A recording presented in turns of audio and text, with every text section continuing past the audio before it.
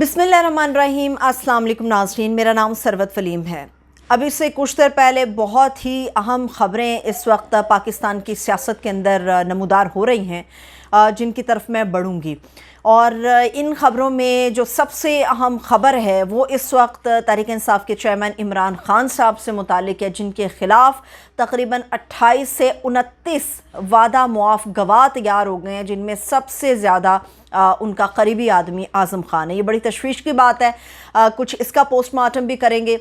मियाँ नवाज़ शरीफ साहब की वतन वापसी के हवाले से जो स्ट्रैटेजीज़ हो रही थी, उसमें एक और चीज़ सामने आई है कि उनकी लीगल टीम क्या प्लान कर रही है कि किस तरह मियाँ नवाज़ शरीफ साहब को वापस लाया जाएगा, और उनको क्यों इतना यकीन है कि नवाज़ शरीफ साहब वापस आएंगे तो उन्हें गिरफ़्तार नहीं किया जाएगा। इसके अलावा एक और अहम चीज़ वो ये है कि एक तरफ तो लोग इस्तकबाल के लिए तैयार है, मगर दूसरी तरफ नैब भी नवाज शरीफ साहब के इस्तकबाल के लिए तैयार है। और जो सुबह से ख़बर बहुत ज़्यादा गर्म है, कुछ उसका पोस्टमार्टम भी करेंगे। साबिक DG FIA बशीर मेमन जो हैं वो नून लीग का हिस्सा बन गए हैं, इसके ऊपर बात करेंगे। मगर सबसे पहले तहरीक इंसाफ के चेयरमैन इमरान ख़ान साहब से मुतालिक बात करते हैं। ख़ान साहब के ख़िलाफ़ जो है वो घेरा तंग करने की पूरी तैयारी कर ली गई है, क्योंकि इमरान ख़ान साहब किसी भी तरीक़े से बात मानने के लिए तैयार नहीं थे, पीछे हटने के लिए तैयार नहीं थे। तो इस वक्त जो ताज़ा ख़बर आ रही है वो ये है कि 29 के करीब गवाह जो हैं इमरान ख़ान साहब के ख़िलाफ़ इकट्ठे कर लिए गए हैं, और वो घर के भेदी ने घर की जो लंका ढाने की शायद ख्वाहिश की है, शायद उसे रज़ामंद कर लिया गया है, वो आज़म ख़ान है। आज़म ख़ान या जो वज़ीर आज़म का प्रिंसिपल सेक्रेटरी होता है वो शायद उनके साथ बाथरूम नहीं जाता, बाकी वो सब जगहों पे उनका प्रिंसिपल सेक्रेटरी मौजूद होता है। इससे पहले आपको याद होगा कुछ अर्सा पहले मुबैना तौर पे एक एतराफ़ी स्टेटमेंट आई थी आज़म ख़ान की, जिसको उस वक्त भी इमरान ख़ान साहब जो हैं वो एक्सेप्ट करने के लिए तैयार नहीं थे। तो अब आज़म ख़ान के हवाले से जो मुसद्दका ज़राए से ख़बरें आ रही हैं कि आज़म ख़ान वादा मुआफ़ गवाह बनने के लिए तैयार हो गया है, और साइफ़र के केस में भी कुछ ऐसी गवाहियाँ और चालान जो है वो पेश कर दिया गया, मुर्द इल्ज़ाम ठहरा दिया गया है। और इसके अलावा 9 मई के अंदर इमरान ख़ान साहब को कसूरवार ठहरा दिया गया। यकीनी तौर पे असद मजीद उस वक्त के सफ़ीर जिसने वो साइफ़र इमरान ख़ान साहब के और कुरैशी साहब के हवाले किया था, और ये उनको बताया था कि ऐसे रजीम चेंज होने जा रहा है, अमरीकी सफ़ीर ये ख्वाहिश का इज़हार कर रहे हैं। तो उस वक्त ये सारे लोग उस वक्त मौजूद थे जिनको अब गवाह बना लिया गया है। मेरा सवाल कुछ यूँ है, क्या हमारे जो कानूनी इदारे हैं, क्या हमारी जो आला अदलिया है, उनको अपना आप इन्वॉल्व नहीं करना चाहिए एक ऐसे मैटर के अंदर जिसमें पाकिस्तान का मामला? यकीनी तौर पे बहुत सारे और केसेस भी अदालतों के अंदर मौजूद होते हैं, मगर आवाम की नुमाइंदगी किसी को तो करनी होगी। सवाल ये है कि अगर ये सब कुछ था और ये सब कुछ हकीकी तौर पे था, तो ये सारे गवाह उस वक्त कहाँ थे? क्या तब इनसे गवाहियाँ क्यों नहीं ली गई? असद मजीद जिनको अब इन लोगों ने नवाज दिया था, और असद मजीद उस वक्त उनका ज़मीर क्यों नहीं जागा? उस वक्त वो गवाह के तौर पे इमरान ख़ान के ख़िलाफ़ क्यों नहीं सामने आए? आज़म ख़ान छुपे क्यों रहे? इतने ज़्यादा सच्चे थे, या उनको लगता था कि इमरान ख़ान बड़ा गलत है, ये इमरान ख़ान ने ये गलत किया, इमरान ख़ान ने सब कुछ गलत किया? तो आज़म ख़ान किस खौफ की वजह से छुपा हुआ था? उस खौफ को ख़त्म करने के लिए आज़म ख़ान ने अपना सौदा कर लिया, असद मजीद ने अपना सौदा कर लिया, 29 के करीब लोगों ने अपने ज़मीरों का सौदा कर लिया एक आदमी को जेल में सड़ाने के लिए, या शायद उसके लिए कुछ हिस्से भी बुरा हो जाने के लिए उन्होंने अपने ज़मीर तक बेच दिए। ये तो इस वक्त स्टेटमेंट है इमरान ख़ान साहब से मुतालिक। और याद रहे कि गैलप का एक सर्वे अभी रिसेंट आया जिसमें इमरान ख़ान साहब इस मुल्क के सबसे ज़्यादा पॉपुलर लीडर हैं। अब आ जाते हैं इस एक मामले के ऊपर कि ख़ान साहब के ख़िलाफ़ तो उनके घेरा तंग हो रहा है, मगर नवाज शरीफ साहब जो हैं वो अपने लिए डील अब चाह रहे हैं। ये मैं नहीं कह रही, ये पाकिस्तान के बड़े मोतबर बड़े नामवर सहाफ़ी हैं मोहम्मद मालिक साहब, वेरी ऑनरेबल, वो भी ये बात कर रहे हैं कि इस वक्त नवाज़ शरीफ साहब वापसी के लिए कोई डील तलाश कर रहे हैं, जिसमें वो फुल पैकेज नहीं मांग रहे, मगर डील फिर भी मांग रहे हैं कि कोई उनके लिए आसानी पैदा हो। अभी चंद लम्हात पहले उनकी जो लीगल टीम है उसकी तरफ से ये ख़बरें सामने आई हैं कि उनका प्लान ये है कि नवाज़ शरीफ साहब के पाकिस्तान वापस आने से 2-3 पहले उनकी अबूरी ज़मानत के लिए दरख्वास्त दायर की जाएगी, और उन्हें ये यकीन है कि अबूरी ज़मानत भी मिलेगी। और फिर वो ये कहते हैं नवाज़ शरीफ साहब आएंगे, मीनार पाकिस्तान पर जलसे से ख़िताब करेंगे, अपने घर चले जाएंगे, और इसके अलावा वो पीर का रोज़ होगा जब अदालत के सामने पेश होंगे और उन्हें ज़मानत मिल जाएगी, हकीकी तौर पे उन्हें ज़मानत मिल जाएगी। वो किस तरह से या किन ग्राउंड्स के ऊपर कह रहे हैं उन्हें ज़मानत मिल जाएगी, इसकी डिटेल मैं आपको बताती हूँ। याद रहे कि 3 ऐसे मुकदमात हैं जो दोबारा से खोलने की तैयारी हुई है नैब की तरफ से नवाज शरीफ साहब के ख़िलाफ़। उसमें एक तो चौधरी शुगर मिल्स का केस है, दूसरा है लाहौर में ज़मीनों पर कब्ज़े का केस, और तीसरा है प्लॉटों की गैर कानूनी अलॉटमेंट का केस। इसमें कहा जा रहा है कि जो मुस्लिम लीग नून है वो अदालत में इन तमाम मामलात के ऊपर जाएगी और ज़मानत हासिल करने की कोशिश करेगी। और जो उनकी लीगल टीम कह रही है वो ये कह रही है कि नवाज शरीफ साहब को इसलिए भी ज़मानत मिलेगी 100% जो उनको यकीन है। वो कहते हैं उनको ज़मानत इसलिए मिलेगी क्योंकि ये वही केस है जिसमें मरियम बीबी को ज़मानत मिली है, और इन्हीं ग्राउंड्स को सामने रखते उनको ज़मानत मिल जाएगी। मगर मेरा सवाल ये है कि अगर ये सारा मामला इतना सादा था तो फिर नवाज़ शरीफ साहब ने इतने साल तक किस बात का इंतज़ार किया? वो जो कहते हैं कि अंधेरों को दूर करेंगे, महंगाई को दूर करेंगे, पाकिस्तान में दूध शहद की नहरें बहाएंगे और नहरें जो है बह जाएंगी, तो ये सब कुछ नवाज़ शरीफ साहब 4 साल लंदन में बैठ के इसका इंतज़ार क्यों करते रहे? अगर इन केसेस में ज़मानत मिलना इतना ही आसान था तो 16 महीने की जो PDM गवर्नमेंट थी, अपने भाई की हुकूमत थी, अपने भाई की हुकूमत के 16 महीनों में नवाज़ शरीफ साहब वतन वापस क्यों नहीं आए? ये सवाल अपनी जगह मौजूद है। अगर ये सारी चीज़ें आज भी इतनी आसान और सादा हैं तो अपने लिए गारंटियां क्यों मांग रहे हैं? वो जो डील का लफ्ज़ है वो बार बार नून लीग के साथ क्यों जोड़ा जा रहा है? इसीलिए क्योंकि ये मामलात इतने आसान नहीं थे।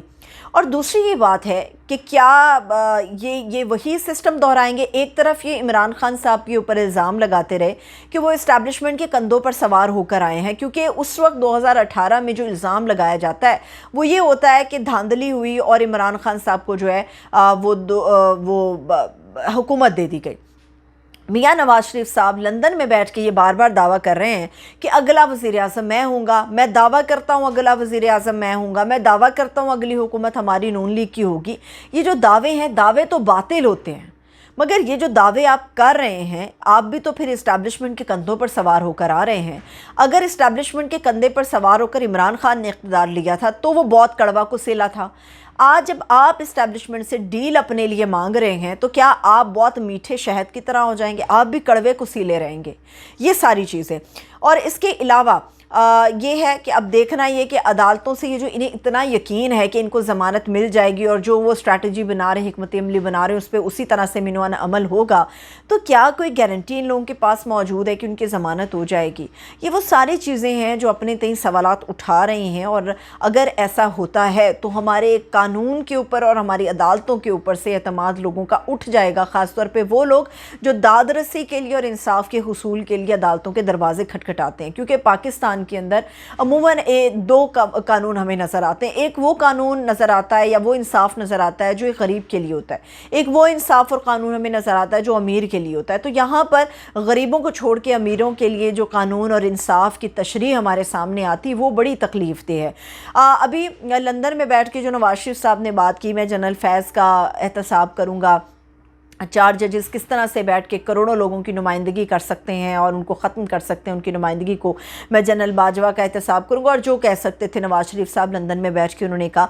अब इसाक डार साहब जो उनके बड़े करीबी हैं, रिश्तेदार भी हैं, डार साहब अब ये बात कर रहे हैं कि जो साल 2017 के किरदारों के एहतसाब की बात मियाँ नवाज शरीफ साहब ने की थी, अब वो सारा मामला हमने खुदा पर छोड़ दिया। खुदा पर नहीं छोड़ दिया, आपको जो शहबाज शरीफ साहब लंदन गए थे वो पैगाम लेकर आए थे कि एक तो आप हमारे कंधों पर सवार हो के इस मुल्क में वापस आ रहे हैं, आप हमें ही आंखें दिखा रहे हैं, तो ऐसा नहीं चलेगा। तो वही बात है कि आप हथेली पर सरसों नहीं जमा सकते। आज आप इस बात के कायल हो गए, कल तक आप पूरा मीनार खड़ा करने के लिए तैयार थे।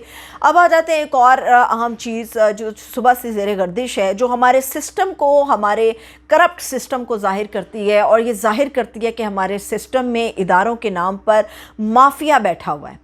इसमें तमाम इदारे शामिल नहीं हैं, मगर इक्का दुक्का जिनके ऊपर पूरा सिस्टम का इन्हिसार होता है, जैसे हमारी ब्यूरोक्रेसी के ऊपर हमारे पूरे मुल्क के सिस्टम का इन्हिसार होता है। साबिक DG FIA बशीर मेमन साहब जो हैं, उनको नून लीग मुबारक को, वो नून लीग में शामिल हो गए हैं اور انہیں بڑا گرمجوشی کے ساتھ ویلکم کیا گیا ہے۔ بشیر میمن صاحب کی اگر آپ ہسٹری نکالیں، میں بہت زیادہ اس کی تفصیل میں نہیں جاؤں گی، مگر اگر آپ ان کی ہسٹری نکالیں تو آپ کو اندازہ ہوگا یہ وہی بشیر میمن صاحب ہیں جو عمران خان کے حکم پہ عمل درآمد نہیں کرتے تھے اور جنہوں نے نون لیگ کو بڑا ریلیف دیا۔ کسی کے بھی سیاسی جماعت میں شامل ہونے پہ پابندی نہیں ہے، اگر کوئی سیاست سے شغف رکھتا ہے، سیاست میں جانا چاہتے تو شوق سے جائے۔ کوشچن مارک یہاں پر ہے کہ ہماری بیوروکریسی، ان کا سیاست میں آنا بین ہونا چاہیے۔ یہ بہت زیادہ امپورٹنٹ ہے کیونکہ ہماری بیوروکریسی اس پورے ملک کے سسٹم کو چلاتی ہے، اور وہ لوگ یہ سیاستدان ان لوگوں کو خریدتے ہیں، مختلف لالچ دے کر، مختلف طریقوں سے ڈرا کر یا مختلف طریقوں سے سبز باغ دکھا کر، اور عمومی طور پہ سبز باغ تمام لوگوں کی آنکھوں کو چندے آ جاتے ہیں جن کو اس کی خواہش ہوتی ہے۔ بشیر میمن صاحب اب نون لیگ میں شامل ہوئے ہیں، اگر کیا اس پہ بھی عدالتوں کو میرا خیال ہے نوٹس لینا چاہیے کہ لوگ جو سسٹم کو چلاتے ہیں، رن کرتے ہیں، جنہوں نے ان مافیاز کو توڑنے کا ایک حلف اٹھایا ہوتا ہے، وہی لوگ اپنی ڈیوٹی کو کمپلیٹ کرنے کے بعد اگر ان مافیاز کے ساتھ ہاتھ ملا لیں گے تو کیا یہ کانفلکٹ نہیں ہوگا؟ ہم کیسے لوگوں کو اپنے اوپر مسلط کر رہے ہیں؟ ہمارا ایک بیوروکریٹ جو ہے وہ اپنی نوکری پوری کرنے کے بعد اپنی نوکری میں ریاست کے ساتھ وفاداری کا حلف اٹھانے والا بیوروکریٹ وہ کسی سیاسی جماعت کے ساتھ حلف اٹھاتا ہے، اور سیاسی جماعت کی وفاداری کرنے کے بعد ایک طرف اپنی نوکری پوری کر لیتا ہے، دوسری طرف ان کی نوکری اختیار کر لیتا ہے۔ یہ اس سسٹم کی بیک کرنی ہونی چاہیے، اس کو مائنس کرنا چاہیے، اس پہ قدغن ہونی چاہیے، کیونکہ اس طرح سے کبھی بھی نہ تو کرپشن اس ملک سے ختم ہو سکتی ہے، نہ مافیاز کے خلاف گھیرا تنگ ہو سکتا ہے، اور نہ ہی عام عوام جو ریاست ہیں، جو ریاست کو ریپرزینٹ کرتے ہیں، ان کو انصاف مہیا ہو سکتا ہے۔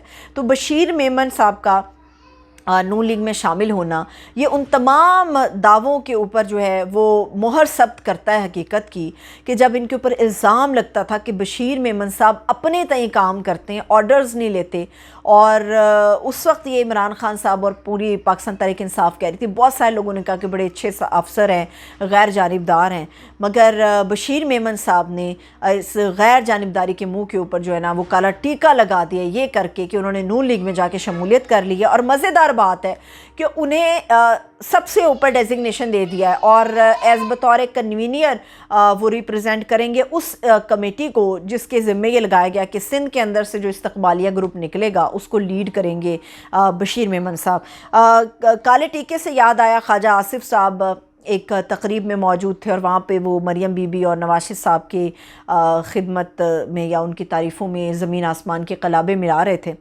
تو ایسے ہی میں کسی ایک شخص نے خواجہ آصف کے چہرے کے اوپر سیاہی پھینک دی۔ ایسا نہیں ہونا چاہیے، یہ غلط ہے۔